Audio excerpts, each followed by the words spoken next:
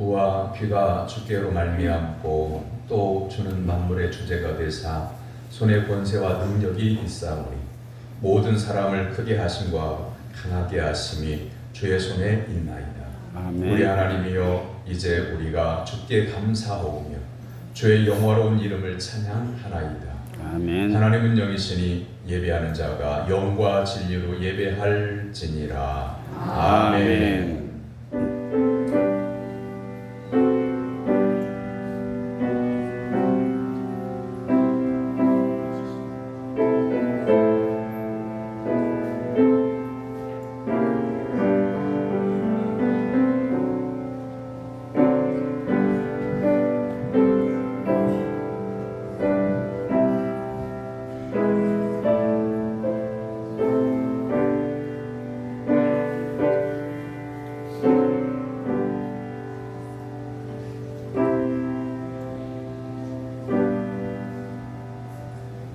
우리의 힘과 능력과 방패가 되시는 하나님 아버지, 인생의 겨울이 깊어가고 있습니다. 대림절 두 번째 주일을 맞이하여 다시 오실 예수님을 간절히 소망하면서 주님 앞에 섰습니다. 나무는 마지막 잎을 떨구고 들짐승들은 동면에 들어가고 있습니다. 저들에게 인생의 날 계수하는 지혜를 주셔서 하나님의 나라의 소망을 잃지 않게 하옵소서. 아멘. 이전보다 더욱 하나님을 사랑하며 이전보다 더욱 하나님을 의지하기를 원합니다. 아멘. 예수 그리스도의 이름으로 기원하옵나이다. 아멘. 다 같이 일어나서 찬양의 찬송 35장 찬송하겠습니다.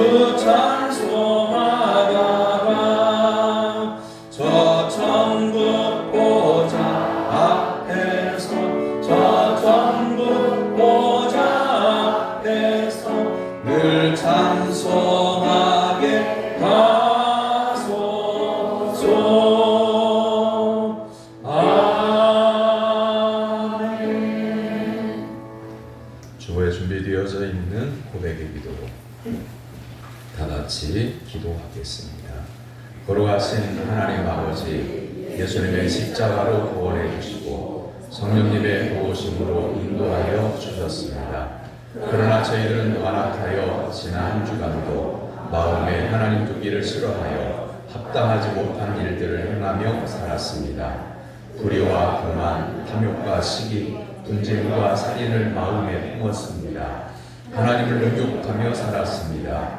교만한 자요, 자랑하는 자요, 악을 도모하는 우매한 자로 살았습니다.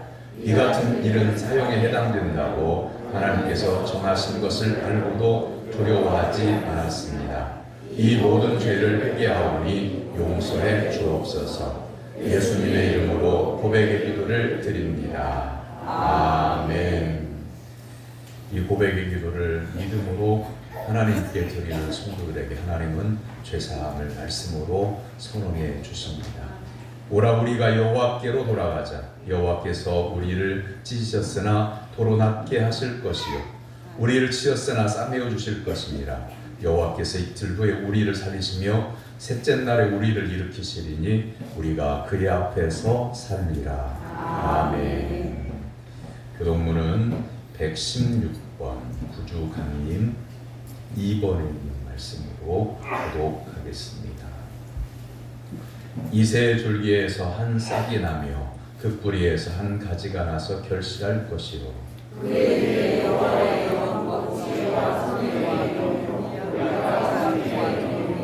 지식과 여호와를 경외하는 영이 강림하시리니 그의 눈에 보이는 대로 심판하지 아니하며 그의 귀에 들리는 대로 판단하지 아니하며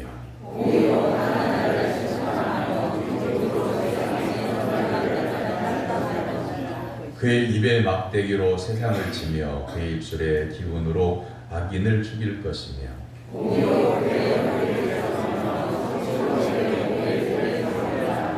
그때 이리가 어린 양과 함께 살며 표범이 어린 염소와 함께 누우며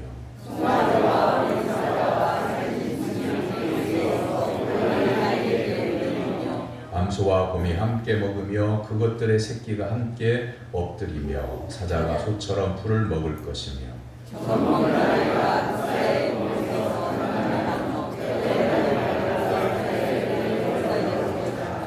내 거룩한 산 모든 곳에서 해뱀도 없고 상함도 없을 것이니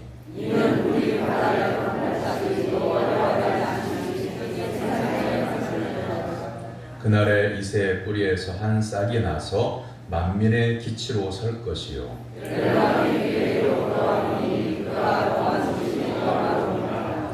아멘. 사도신경으로 신앙을 고백합니다. 나는 전능하신 아버지 하나님 천지의 창조주를 믿습니다. 나는 그의 유일하신 아들 우리 주 예수 그리스도를 믿습니다. 그는 성령으로 잉태 되어 공정령 마리아에게서 나시고 본디오 빌라도에게 고난을 받아 십자가에 못 박혀 죽으시고 장사된 지 사흘 만에 죽은 자 가운데서 다시 살아나셨으며 하늘에 오르시어 전능하신 아버지 하나님 우편에 앉아 계시다가 거기로부터 살아있는 자와 죽은 자를 심판하러 오십니다. 나는 성령을 믿으며 거룩한 공교회와 성도의 교제와 죄를 용서받는 것과 몸의 부활과 영생을 믿습니다. 아멘. 찬송 487장 찬송한 후에 다 같이 기도할 때 황덕현 장로님 기도 요청합니다.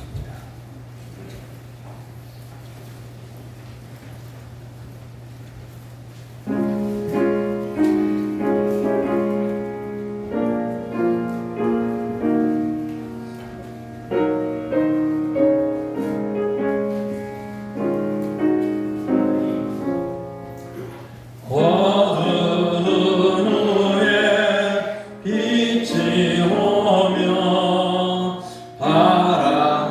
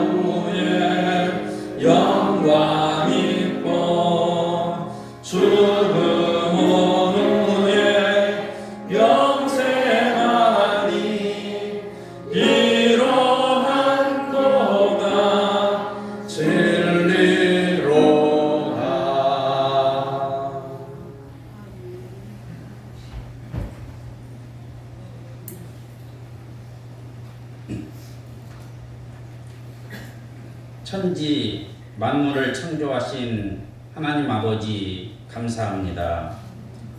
대림절 두 번째 주일을 저희들에게 허락해 주시고 예배의 자리로 지명해서 불러주시고 여기까지 인도해 주신 여호와 하나님을 경배하며 찬송합니다. 죄와 허물로 죽었던 저희들을 주 예수 그리스도께서 십자가에 달려 죽으심으로 죄의 문제를 깨끗하게 씻어주시고 자유함을 주신 것은 보혈의 능력과 사랑임을 믿고 감사를 드립니다. 저희 모두가 설레임을 가지고 성탄절을 준비할 수 있도록 은혜를 덧입혀 주시고 하나님의 말씀을 바르게 잘 듣고 순종함으로 성령의 열매를 맺어가는 사람들이 되게 하여 주옵소서.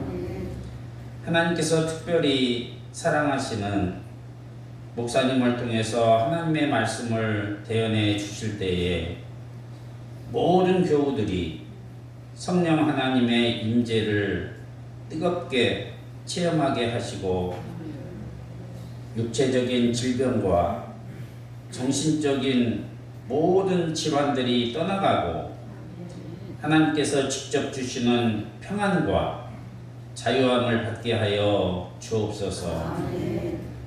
대림절 기간에 이 땅의 위정자들이 하나님께서 기뻐하시는 사람들이 되게 하여 주시고 이 나라의 정치를 관장하는 대통령에게도 하나님께서 깊게 섭리해 주셔서 우리 대한민국이 하나님께서 기뻐하시는 나라와 민족이 되게 하여 주옵소서. 북한에도 성탄절을 맞이하는 축제와 기쁨의 장이 펼쳐지게 하여 주시고 하루속히 복음으로 통일을 이루는 민족이 되게 하여 주옵소서. 저희 신광교회에서 어린 아이들에게 마땅히 행할 길을 가르치는 교회의 사명을 잘 감당하게 하여 주시고 저희 교회가 만민이 기도하는 교회가 되게 하여 주옵소서. 모든 성도들과 찬양대원들이 하나님을 소리 높여 찬송합니다. 주님 홀로 영광을 받아 주옵소서. 우리들의 모든 허물과 죄에서 구원하신 주 예수 그리스도의 이름으로 기도합니다. 아멘.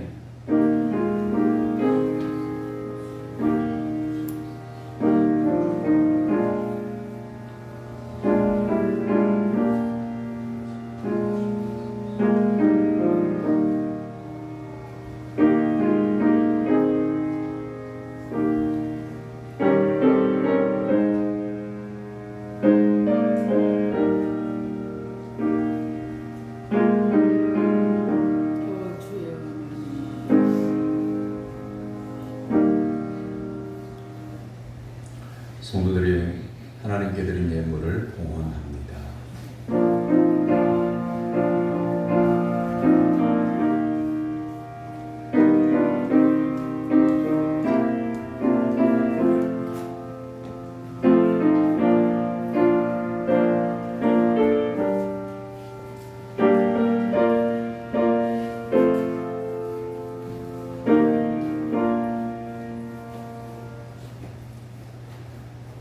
하늘의 신령한 만나를 내려주시는 하나님 아버지, 땅의 기름진 은혜를 날마다 공급하여 주셔서 오늘에 이르게 하신 은혜를 진심으로 감사를 드립니다.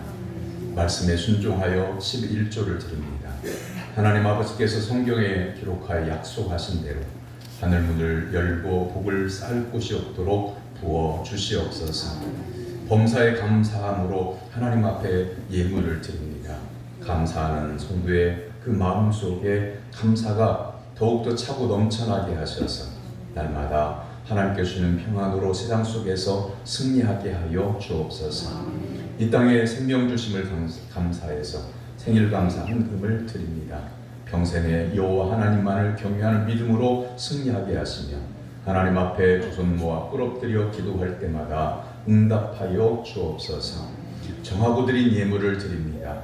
아버지 하나님께 약속 드린 대로 성실하게 준비해 드리는 추정헌금과 또한 선교헌금과 건축헌금과 일처헌번제 헌금을 받으시고 그 마음속에 시온의 대로가 열려지게 하는 은혜가 있게 하여 주시기를 원합니다. 아멘. 오늘 성전에 나와 예배를 드리는 모든 성도들이 하나님을 섬기며 부모와 자녀를 아낌없이 사랑하며 이웃을 자신처럼 사랑하고 복음을 전하는 은혜가 넘치게 하여 주시옵소서. 아멘. 아버지 하나님 또한 일용할 양식을 아껴서 성미를 구별하여 드립니다. 드리는 가정에 마르지 않는 복을 허락하시고 모든 산업의 소산에 복을 더하여 주시옵소서. 아멘. 믿음으로 수고하는 성도들이 있습니다. 아무도 없는 곳에서 땀 흘려 일할 때 하나님께서 그 수고를 기억해 주시고 그 마음의 소원을 들어주시며 응답하여 주시고 이 세상 사는 동안에 하나님께서 주시는 놀라운 은혜를 누리며 축복의 통로로 사용되어지는 복된 성도로 삼아 주시옵소서. 아멘. 나가나 들어오나 복을 받게 해주시고 예수 그리스도 안에서 참된 평안을 누리게 하시며 또한 날마다 하나님의 임재를 경험함으로 하나님의 성호를 찬송하며 살아갈 수 있도록 인도하여 주시옵소서. 아멘. 예수님의 이름으로 기도하옵나이다. 아멘. 하나님께서 오늘 우리에게 주신 말씀은 전도서 9장 11절에서 12절 말씀입니다.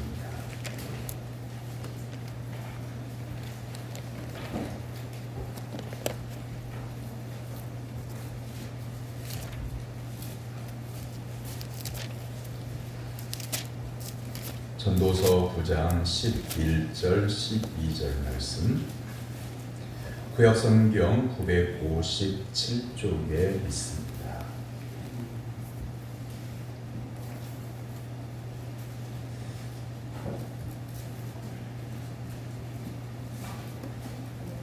전도서 9장 11절에서 12절 말씀 제가 11절 받들어 읽고 사랑하는 성도 여러분이 12절 받들어 읽겠습니다. 내가 다시 해 아래서 보니 빠른 경주자들이라고 선착하는 것이 아니며 용사들이라고 전쟁에 승리하는 것이 아니며 지혜자들이라고 음식물을 얻는 것도 아니며 명철자들이라고 재물을 얻는 것도 아니며 지식인들이라고 은총을 입는 것이 아니니 이는 시기와 기회는 그들 모두에게 임함이니라.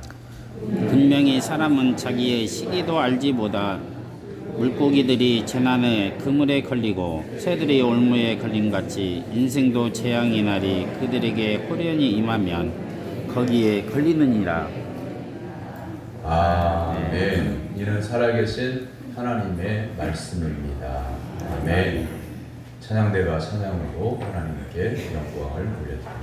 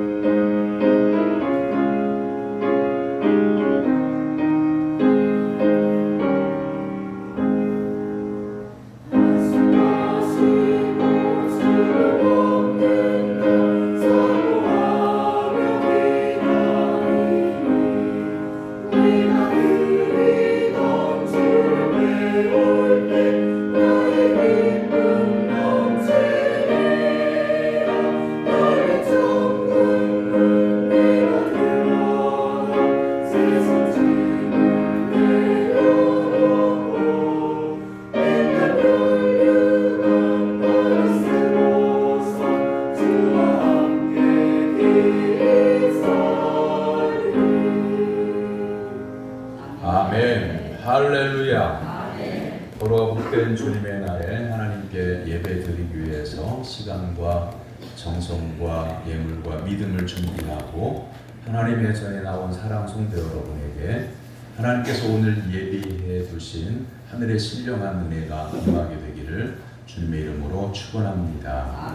옆에 있는 분 바라보고 인사 나눕니다. 반갑습니다. 반갑습니다. 말씀의 은혜 받읍시다. 말씀의 은혜 받읍시다. 주 안에서 사랑합니다. 주 안에서 사랑합니다.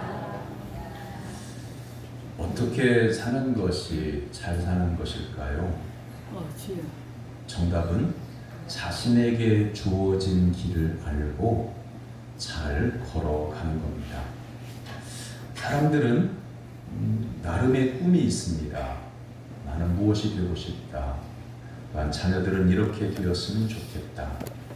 사업이 잘 되었으면 좋겠다. 건강했으면 좋겠다. 행복했으면 좋겠다. 이게 다 꿈이거든요. 꿈을 꾸는 것은 좋은데 한 가지 꼭 명심해야 되는 사실이 있습니다. 그것은 이렇게 되었으면 좋겠다 하고 그것을 바라보고 이루어지든 안 이루어지든 항상 그걸 따라가면 그 사람은 평생 꿈을 이루지 못하고 살아요. 꿈을 이루려면 바로 오늘, 지금, 이 순간에 내가 어디에 있어야 하는지를 알고 무엇을 해야 되는지를 알고 살아가야 됩니다. 그러면 성실하게 자기의 자리에서 살아가는 사람은 반드시 믿음의 꿈이 이루어집니다. 사람은 내일의 꿈을 따라가면서 사는 존재가 아니라 바로 오늘을 사는 존재입니다. 발은 땅에 이상은 하늘에 두라 라고 하는 말의 뜻이 그것을 말하는 거죠. 전도서 2장 11절에서 전도자는 교훈하기를 그 후에 내가 생각해 본즉 내 손으로 한 모든 일과 내가 수고한 모든 것이 다 헛되어 바람을 잡는 것이며 해 아래에서 무익한 것이로다. 자기가 바라는 것을 내일 이렇게 됐으면 좋겠다 생각하고 그걸 쫓아서 갔더니 결국 헛되어서 바람을 잡는 것처럼 인생을 살았다. 이렇게 고백합니다. 내일 무엇이 되려고 바라는 것보다 더 중요한 일은 오늘 현재 지금 주어진 길을 잘 가야 합니다. 삶이란 지금까지 인생을 잘못 사는 사람들이 있어요. 그런데 어느 날 하루에 대박을 치는 거예요. 그냥 속된 표현으로 로또에 몇십억짜리 당첨이 됐다든지. 옛날에 살던 집이 도시개발이 되면서 평당 몇천 원짜리 땅이 하루아침에 평당 100만 원씩 가지고 있는 땅이 꽤 넓어서 벼락부자가 됐다. 그런 사람들은 이렇게 말을 해요. 저 사람 성공했네. 인생을 정말 성공했을까요? 로또에 당첨됐다고 해서 인생을 성공한 것일까요? 돈이 많으면 지금까지 인생을 마음대로 자기가 하고 싶은 대로 살아서 가족도 힘들게 하고 만나는 사람들 다 힘들게 하며 살았던 실패했던 인생이 돈이 많아졌다고 해서 성공한 인생으로 바뀔까요? 그렇지 않습니다. 사람들마저도요, 지금까지 성실하게 살아온 삶을 잘 살았다. 저 사람처럼 살아야 된다고 이렇게 인정하죠. 토끼와 거북이 이야기 여러분 잘 아시죠? 달리기를 잘하는 토끼와 거북이가 만났습니다. 토끼가 거북이에게 자기가 발이 빠르기 때문에 경주하자고 내기를 하자고 했어요. 그리고 시작을 했는데 토끼는 바람처럼 달려서 저만큼 앞서 나갔습니다. 뒤돌아보니 거북이는 한참 뒤에서 느릿느릿 땀을 뻘뻘 흘리면서 엉금엉금 기어오고 있습니다. 그래서 토끼는 나무 그늘에 앉아 쉬다가 잠이 들었습니다. 쉬지 않고 열심히 기어간 거북이가 드디어 꼬린 지점에 도착해서 승리하게 됩니다. 놀라서도 잠에서 깬 토끼는 부끄러워 숨어버렸답니다. 이게 이스무와 토끼와 거북이라고 하는 이야기 속에 나오는 줄거리죠. 토끼와 거북이의 이야기에서 몇 가지 질문을 할 수 있겠죠.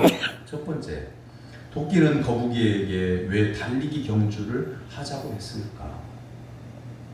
두 번째, 토끼보다 달리기를 못하는 거북이가 어떻게 이기게 됐을까? 셋째, 거북이보다 달리기를 잘하는 토끼는 왜 거북이에게 졌을까?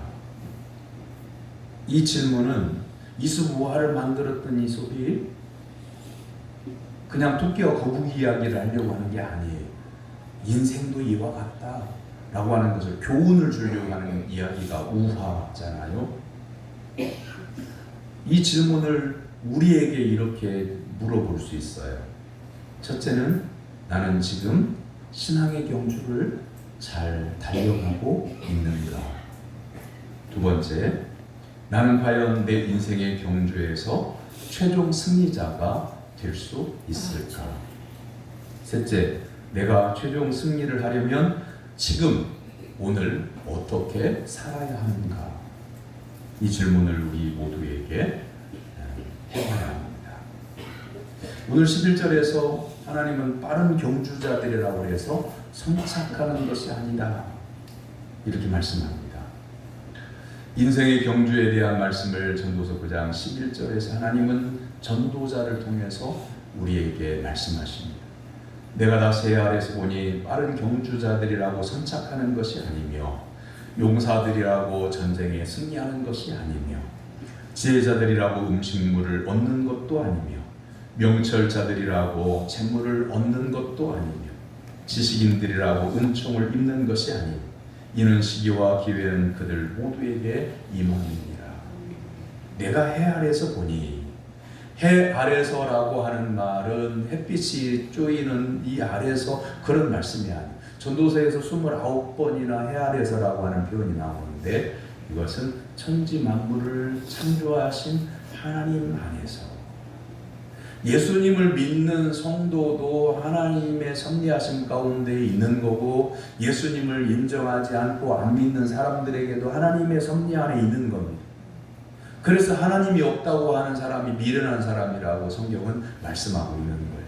우리가 해 아래에서 하나님의 섭리 안에서 살아가고 있기 때문에 그런 거죠.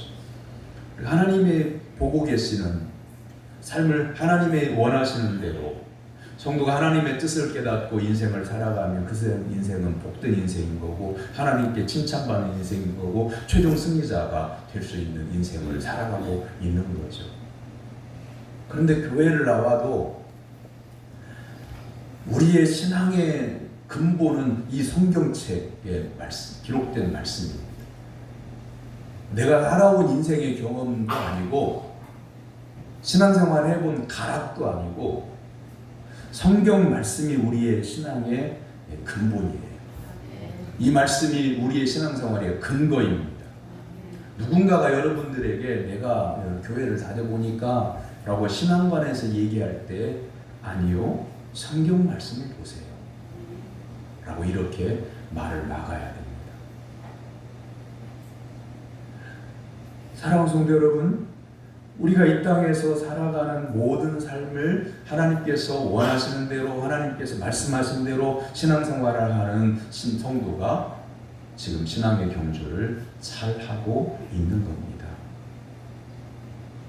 하나님은 하늘에 계시고 사람은 땅에서 삽니다 라고 이렇게 표현할 수 있겠죠. 근데 하나님은 하늘의 영역에만 계시고 우리는 이 땅에 있는 구별된 존재, 나뉘어진 존재가 아니라 하나님께서 우리를 창조하시고 우리의 삶을 인도하시며 섭리하시는 하나님 안에서 우리가 산다고 이렇게 표현을 해야 맞는 거죠. 성도들 가운데는 전지전능하신 하나님께 자신의 인생을 맡기지 못한 채 자기가 하고 싶은 대로 살면서 그것을 신앙생활이라고 말을 해요. 여러분, 우리 육체의 음식이 하루 세 끼를 먹을 때에 내 육체에 맞는 건강한 음식을 먹어야 내 몸이 건강한 거예요.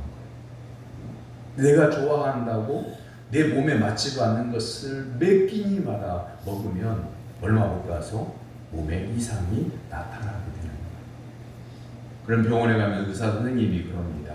식생활은 어떻게 하시나요? 쭉 다 조사한 다음에 먹는 것은 이렇게 바꾸시지요. 잠은 4시에 주무시고요. 당분간 이 약을 3주 정도 처방을 할 테니까 반드시 아침과 저녁에 드시되 공복에 드십시오. 아니면 밥을 먹은 다음에 30분 후에 드십시오. 그냥 의사 책상에 그 의자에 앉아서 의사의 권위를 나타내려고 그냥 의뢰하는 말이 아니고 내 병을 치료해 주려고 처방을 내려주는 거죠. 의사선생님들이 하는 말씀이 가장 대하기가 싫은 환자가 이런 환자래요. 딱 문을 열고 들어오자마자 이름 부를까 순서대로 이름 불러서 그 환자가 들어오면서 그런답니다. 내가 어디가 이렇게 아프니까 이런 약 저런 약 이런 것을 일주일분치 처방을 해달라. 자기가 다 한대. 얘기를. 이런 환자가 제일 힘들대요. 그냥 제가 어디가 아파서 왔습니다. 선생님 저를 치료해 주세요. 라고 자기는 솔직하게 말씀을 드리고 맡기는 환자는 금방금방 나는데 여러분 약이라고 하는 것도요. 이 약이 소화제다. 내가 틀림없이 믿고 먹으면 효과가 배가가 돼요. 그런데 천하없는 명약을 주었어도요. 이 약 먹어봤자 소용없어 라고 이런 생각을 가지고 억지로 먹으면 약효가 떨어진대요. 때로는 그래서 유약 효과를 보는 경우도 있다고 해요. 플라시보 효과라고 하는데 이게 무슨 말이냐면 어떤 질병의 경우 지금까지 개발된 약이 없는 경우가 있대요. 그리고 이런 약 저런 약 다 써봐도 안 듣는데 마지막으로 의사가 쓰는 방법이 약이 없으니까 이렇게 얘기한다는 거죠. 환자를 앞에 두고 이 약으로 말할 것 같으면 전 세계적으로 임상 실험을 했는데 거짓말을 하는 거예요. 선생님이 최고로 좋은 약입니다. 저희 환자분에게는 이 약이 딱입니다. 이 약을 열흘만 먹어봅시다. 그 환자는 그 의사가 거짓말로 이 약이 최고의 약이라고 한 말을 몰라요. 그냥 최고의 약이라고 하는 말을 그대로 믿는 거죠. 의사가 처방한 약은 소화제일 뿐이에요. 그런데도 환자는 그 약이 이 세상에서 제일 좋은 약이라고 믿고 먹으면 효과가 있다는 거예요. 사랑하는 성도들, 우리가 신앙생활할 때 제일 중요한 게 뭐예요? 하나님을 믿는 거잖아요. 말씀을 믿는 거잖아요. 그러면 하나님께서 말씀하시면 내가 그 말씀을 따라서 믿고 생활할 때에 믿음의 승리자가 될 수 있는데 각각의 꿈을 꿔요. 나는 살아온 인생이 이러니 내 경험에 의하면 이렇다. 내가 교회를 어렸을 때부터 다녔는데 한국교회를 바라보니 어떻고 교회관이 어떻고 목회자관이 어떻고 그거 다 쓰잘데기 없는 생각들이에요. 나에게 생명의 말씀은 오직 하나님의 말씀인 것을 믿으시기를 주님의 이름으로 축원합니다. 아멘. 자, 해 아래에서 사는 사람들이 본문에서 말합니다. 빠른 경주자들이라고 선착하는 것이 아니다. 달리기 선수가 승리할 수 있는 첫 번째 조건은 다른 선수들보다 빠르게 달리는 거죠. 그러면 승리할 수가 있는데. 그런데 그런 유명한 그런 선수들도 1등을 못할 때가 있더라라고 하는 거죠. 그래서 알아보니까 그 선수가 전날에 자기는 최고의 선수라고 이렇게 확신을 하고 취한 술에 취해서 전날 막 술 취해가지고 잠을 제대로 못 잔 거죠. 두 번째는 용사들이라고 전쟁에서 승리하는 것이 아니다. 요즘 그런 드라마 해요? 고려 거란 전쟁. 혹시 본 적 있어요? 저는 본 적은 없는데 자꾸 뉴스에서 자꾸 뜨는 걸 보니까 그 드라마를 하는 것 같아요. 여러분 거란이 고려를 1차로 침공할 때 서희라고 하는 신하가 나가서 적장과 단판을 쳐가지고 군대는 돌아가고 오히려 거란 땅으로 향하는 땅을 6개 성읍을 거란이 고려에게 줍니다. 말로서 승리한 거죠. 2차 침입 때는 30만 대군을 끌고 왔는데 이 30만 대군을 물리치는 충신들이 있죠. 유명한 강간장의 귀지대첩에서 승리하게 되는 그런 역사가 기록되어져 있는 이야기죠. 용사들이라고 해서 전쟁에서 승리하는 것이 아니다. 30만 대군이 몰려온다고 해서 그 30만의 그 숫자가 많기 때문에 반드시 승리하는 것이 아니라고 하는 거죠. 사사기 9장에 보면 이스라엘의 사사인 기드온이 죽을 무렵에 이를 기록하고 있습니다. 기드온이 이스라엘 민족을 잘 지켰어요. 믿음으로 하나님을 경외하는 가운데 이스라엘 백성들을 안전하게 지켰습니다. 그러니까 이스라엘 백성들이 기드온 사사에게 우리를 위해서 미디안의 손에서 우리를 구원해 주셨으니 우리는 기드온 당신이 하나님 나라 간 이후에도 아들의 아들들이 우리나라의 왕이 되어서 우리를 다스려 줬으면 좋겠다. 이스라엘 백성들이 인정하는 왕으로 세우려고 해요. 그러자 기드온이 내가 너희를 다스리지 아니하겠고 나의 아들도 너희를 다스리지 아니할 것이요 여호와께서 너를 다스리시리라. 하나님만이 우리의 왕이시다.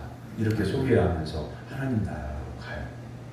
근데 기드온의 아들 가운데 아비멜렉이라고 하는 아들이 있었는데 자기 형제 70명을 다 죽이고 추종자들을 통해서 이스라엘의 왕이 됩니다. 하나님을 경외하지 않았고 방탕했으며 이스라엘 민족을 지켜주기는커녕 이스라엘에게 포악자가 되었어. 아비멜렉이 이스라엘을 다스린 지 3년 되었을 때에 하나님께서 세겜 사람들과 아비멜렉에게 악한 영을 보내셔서 그가 군대에 쫓겨 도망할 때에 망대 위에 있는 사람이 여인이 맷돌 윗짝을 들어서 아비멜렉에게 던지니 그의 두개골이 깨져서 죽게 된 일이 있습니다. 사랑하는 성도 여러분, 하나님의 섭리 아래에 있는 용사라고 해도요 여인이 던진 맷돌 윗짝에 그냥 패배하는 경우가 생기는 경우 왜입니까?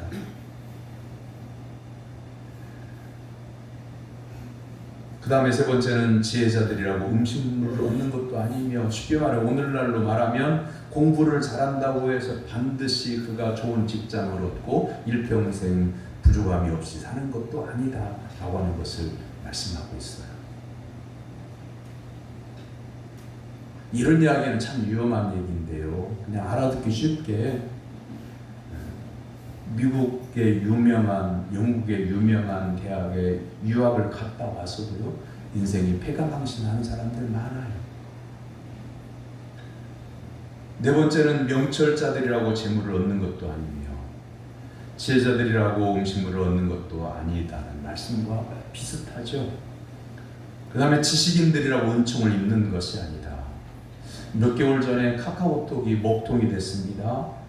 그것은 서버가 있는 본부가 있는 그 건물의 기계들에게 화재가 발생했기 때문이죠.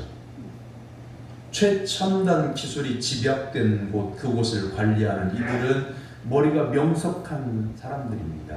그런데 그 작은 사고 하나에도 전 세계에 먹통이 되는 이것을 막을 수가 없었던 것은 머리가 안 좋기 때문이 아닙니다. 그렇다고 한다면 빠른 경주자들이라고 선착하는 것도 아니고 용사들이라고 전쟁에 승리하는 것도 아니고 지혜자들의 음식물을 얻는 것도 아니고 명철자들이라고 책무를 얻는 것도 아니고 지식인들이라고 은총을 입는 것이 아닌 이 이유는 뭘까요? 12절에 그 답이 기록되어져 있죠. 12절 말씀 우리 다 같이 한번 받들어 읽겠습니다. 시작. 분명히 사람은 자기의 시기도 알지 못하나니 물고기들이 재난의 문에 걸리고 새들이 온무에 걸림같이 인생들도 재앙의 날에 그들에게 후련히 임하면 거기에 걸리느니라. 아멘. 여러분 물고기를 그물로 잡아본 적이 있죠? 아니면 옛날에 그 여성들도 처녀 시절에 냇가에 가서 홈으로 더듬어서 물고기를 잡았던 그런 경험도 있을 겁니다. 그런가 하면 그물을 쳐서 새를 잡았던 경험도 있을 거고요.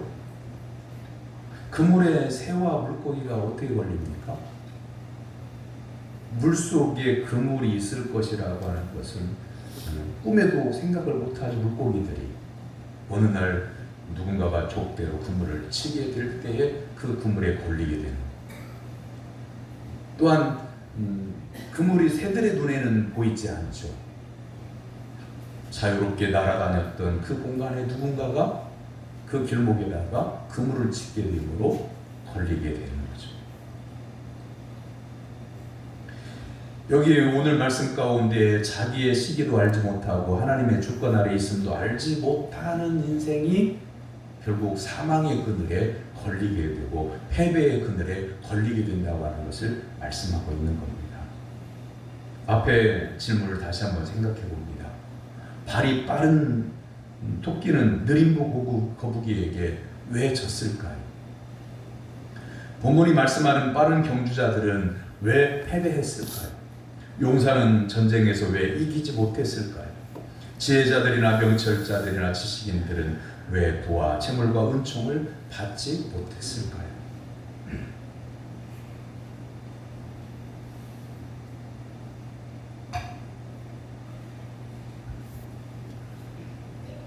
하나님의 섭리하심을 깨닫지 못했고 또한 나 자신이 하나님의 은혜 안에서 살 때에 영원한 생명의 복을 누린다고 하는 이것을 믿지 못했기 때문이죠.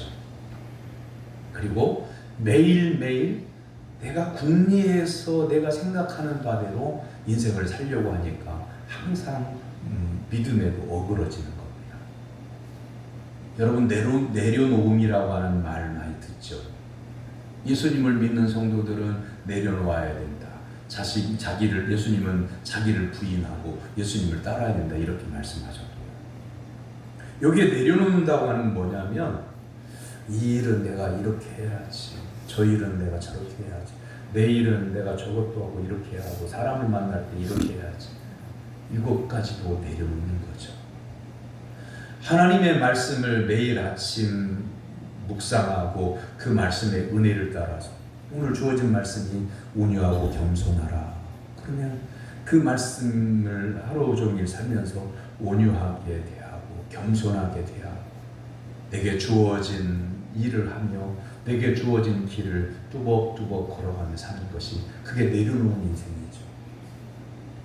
일이 이렇게 안 되어지고 저렇게 되어지는데 그걸 막 억지로 바꿔보려고 사람들의 생각을 막 설득해서 바꿔보려고 하니까 늘 좌충우돌하게 되고 사람들과 불편하게 되고 그런데 그렇게 애쓰고 사람들을 설득하고 안 되는 것을 되게 하고 그래서 내가 계획한 대로 되어가지고 흡족해 했더니만 그냥 그게 낭패를 보는 경우가 얼마나 많이 있습니까? 사랑하는 성도 여러분, 성도는 주장하는 자가 아니고 말씀을 듣는 자라고 하는 것을 늘 기억하며 살기를 주님의 이름으로 축원합니다. 아멘. 교회에 왜 나옵니까? 내가 하고 싶은 말을 하려고 나오는 게 아니고 하나님의 말씀을 들으려고 교회에 나오는 겁니다. 할렐루야. 아멘. 예배에 왜 나옵니까? 오늘 가면 누구를 만날 것인데 내가 그 사람 꼭 만나야 돼. 오늘 가면 누구를 만나가지고 점심시간에 같이 밥 먹어야지. 막 그러면서 교회. 사랑하는 성도 여러분, 물론 교회가 친교해야 되지만 사이가 나쁜 것보다 만나서 친교하고 즐겁게 모일 수 있으면 참 감사한 일이지만 그보다 먼저 생각해야 될 게 뭐냐면 내가 하나님을 만나러 간다. 하나님의 말씀을 들으러 간다. 오늘 강단을 통해 선포해 주신 하나님의 말씀 어떤 말씀일까? 사모하면서 주님 앞에 나오는 것이 제 1번인 것을 기억하고 아멘. 교회를 생각할 때마다 예배를 생각할 때마다 나에게 주신 하나님의 말씀을 들으러 교회에 오고 예배에 나오는 성도가 되길 주님의 이름으로 축원합니다. 아멘. 그래야 승리자가 될 수 있습니다. 아멘. 발이 빠른 토끼가 세상에서 제일 느린 거부에게 진 것은 뭐냐면 도중에 잠을 잤기 때문이잖아요. 사랑하는 성도 여러분, 우리가 신앙에 실패하는 이유는 좌절감을 맛보게 되고 때로는 우리 역경을 만나서 내가 마음속에 상심하게 되고 시험에 드는 이유는 뭐냐면 신앙에 잠을 자기 때문에 그런 겁니다. 기도에 잠을 자기 때문에 그런 겁니다. 말씀에 잠을 자기 때문에 그런 겁니다. 아멘.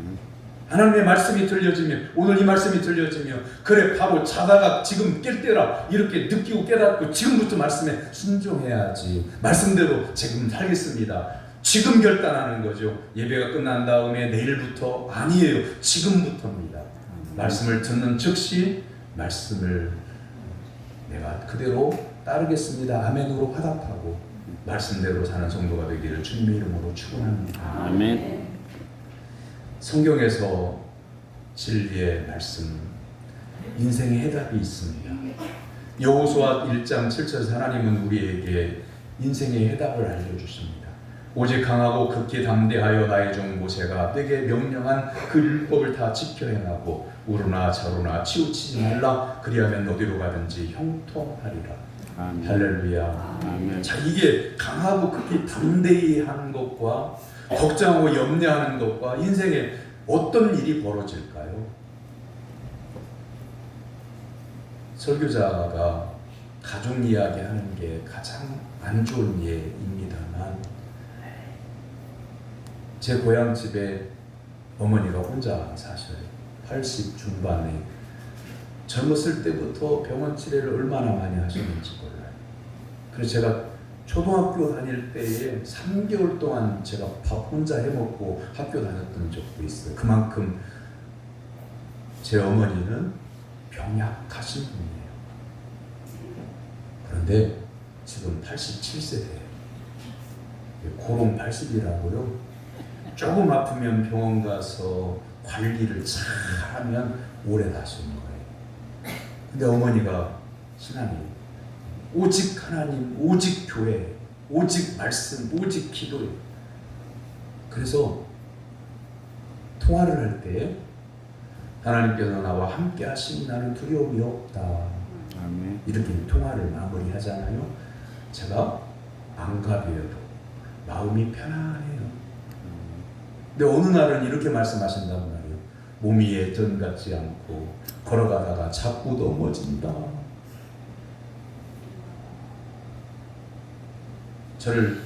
제가 둘째 아들인데 둘째라고 안 하고 이렇게 말씀합니다. 최 목사님, 나를 위해서 기도해줘요. 요즘은 옛날 같지 않아요. 최 목사님 기도해줘요. 울먹이면서 이렇게 말씀하시잖아. 전화로. 전화를 끊고도 마음이 편치 않아가지고 예배를 인도하고 순방을 하고 그러면서도 가서 돌봐드려야 되는데 한번 들여다봐야 되는데 그래 불안해가지고 마음이 편치 않아요. 다시 말씀을 들어보세요. 오직 강하게 하고 극히 담대히 하여 나의 종 모세가 너에게 명령한 그 율법을 다 지켜 행하고 우로나 좌로나 치우치지 말라. 그리하면 어디로 가든지 형통하리라. 아멘. 할렐루야. 아멘. 근심, 걱정, 염려, 짜증, 불평, 불만, 미움, 시기, 질투 이런 것들을 늘 생각하고 말하고 살면 늘 불안한 거예요.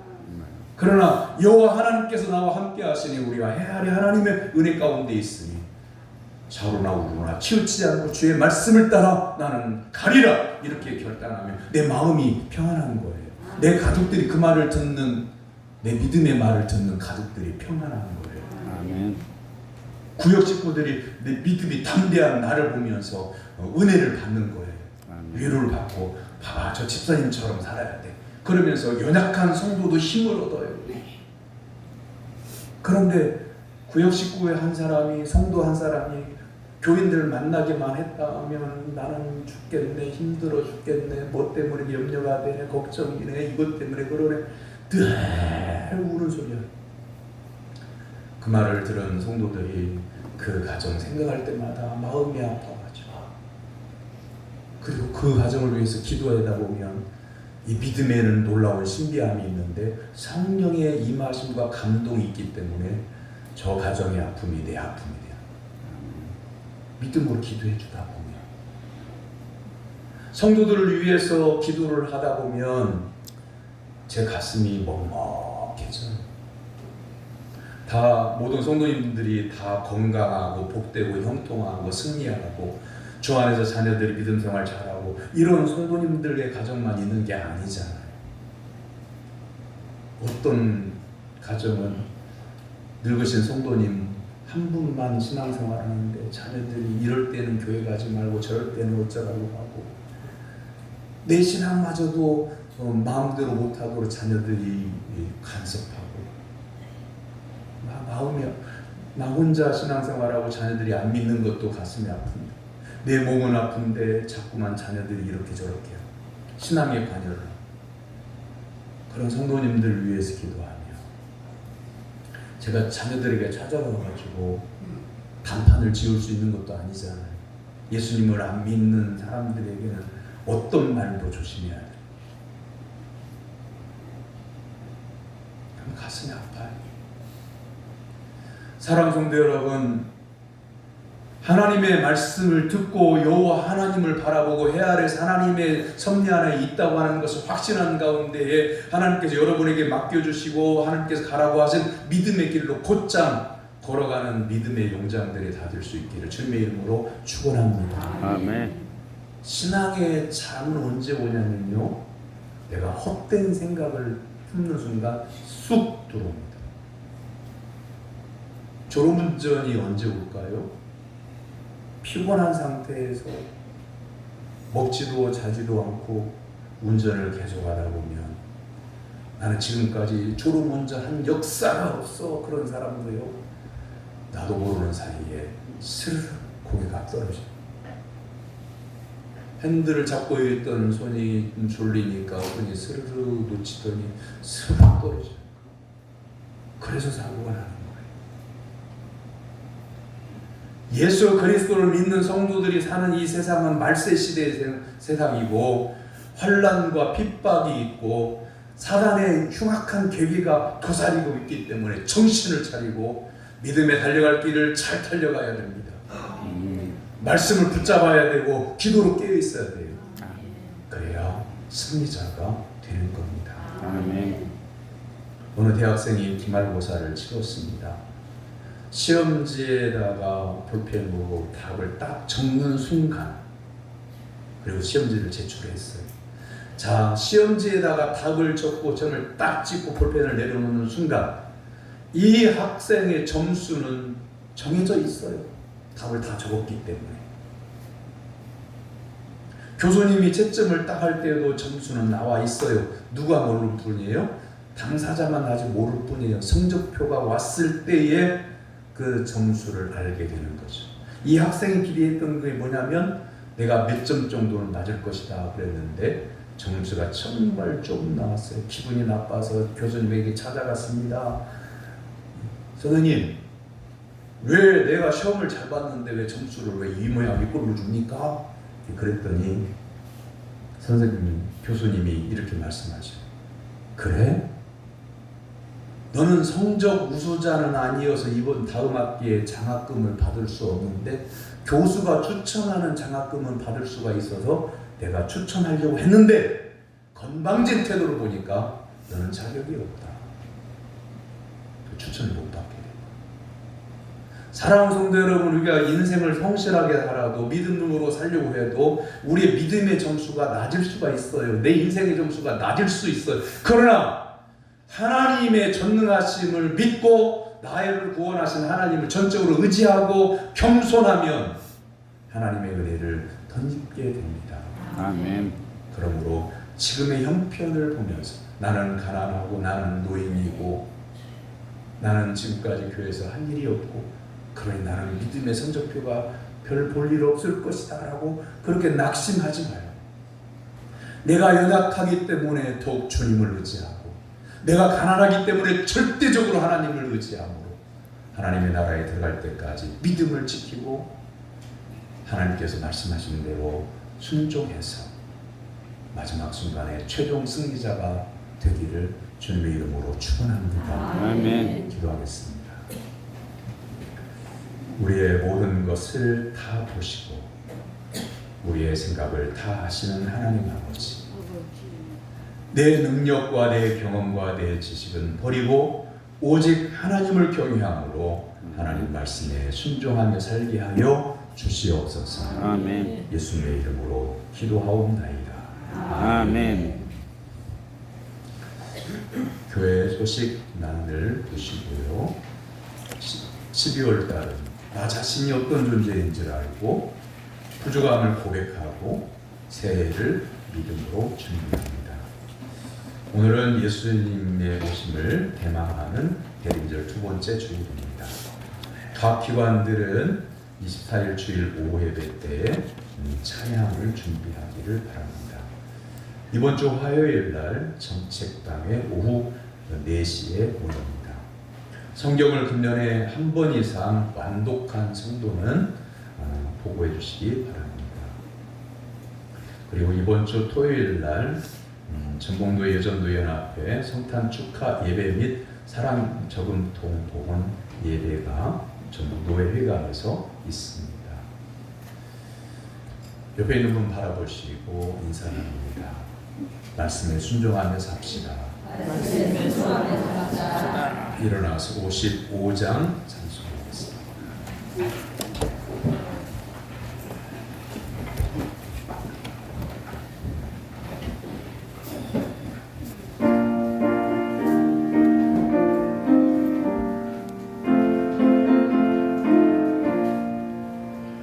주 이름으로 모였던 우리가 지금 배워질 때 언제나 함께 하시며 평안케 하소서. 아멘. 하나님의 사랑과 은혜로 구원받은 사랑하는 성도 여러분, 오직 하나님의 말씀에 순종하며 살 것을 주님의 이름으로 위탁합니다. 여호와는 네게 복을 주시고 너를 지키시기를 원하며 여호와는 그의 얼굴을 네게 비추사 은혜 베푸시기를 원하며 여호와는 그 얼굴을 네게로 향하여 드사 평강 주시기를 원하노라. 아멘.